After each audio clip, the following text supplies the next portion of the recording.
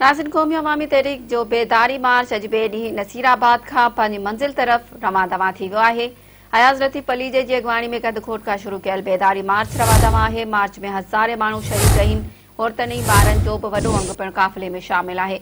मेड़ाकनि खे ख़िताब कंदे अयाज़ लतीफ़ पली जो चयो आहे त जज़ीरनि ऐं ज़ख़ीरनि ते कब्ज़ो थियण न ॾींदासीं। ॿेट आइनी ऐं क़ानूनी तौर सिंध जी मिल्कियत आहिनि।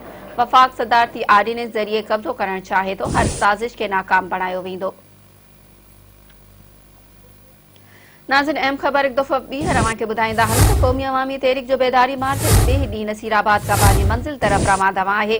अयाज़ लतीफ़ पलीजे जी अॻवानी में कदकोट खां शुरू कयल बेदारी मार्च रवां दवां आहे। मार्च में हज़ारे माण्हू शरीक आहिनि। औरतुनि ऐं ॿारनि जो बि वॾो अंग काफ़िले में शामिल आहे।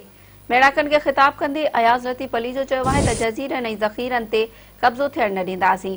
ॿेट आइनी ऐं क़ानूनी तौर सिंध जी मिल्कियत आहिनि।